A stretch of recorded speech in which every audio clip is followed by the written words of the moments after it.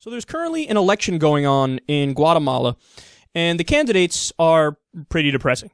So one of them is a guy named Jimmy Morales, and he's a businessman who's been compared to Donald Trump. He's the Donald Trump of Guatemala. Now, actually, they say he's the best candidate, which says a lot. And another candidate, I love this, is the daughter of the former dictator, which is hilarious because it's the daughter of the former dictator, and there's a law barring family members of dictators from getting elected. They're like, yeah, we don't care. We're going to run anyway.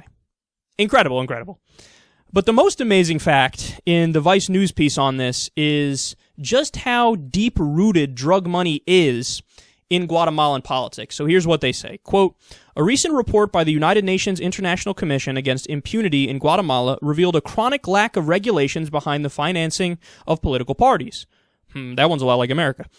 Parties in the country get 25% of their funding from criminal organizations. That's the drug money. And around 50% from government contractors, exposing deep collusion between the political class and groups that stand to profit from funding their campaigns. Drug trafficking organizations have been able to penetrate all levels of government. Wow. So understand, guys, the violence that's happening in El Salvador and Guatemala and elsewhere in that region, it's actually even worse than the violence in Iraq at the height of the Iraq War. Why?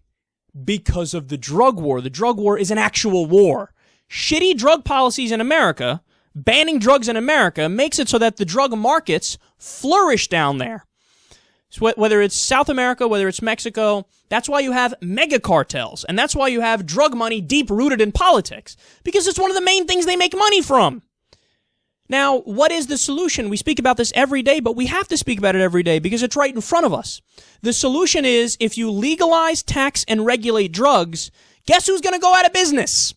All of the vicious, criminal drug gangs and cartels in Guatemala, El Salvador, Mexico, and elsewhere, because they will not be able to compete if we decide to, have drug growing operations here in the U.S., and we have better regulations to make sure that they're safe, and it would put them right out of business. Who wants to go buy from the creeper in a back alley who's got a gun on him when you can go to CVS or you can go to a liquor store where they also have weed or whatever the case is?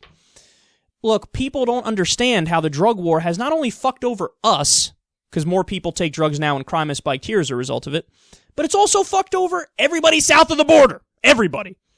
So, and as a result of that, 25% of the funding for elections in Guatemala is drug money. We need to fix this. We know what the answer is, and unfortunately, it's going to be a long time before we do it, which is pathetic, because we're dragging our feet on an issue that is absolutely vital that we need to fix.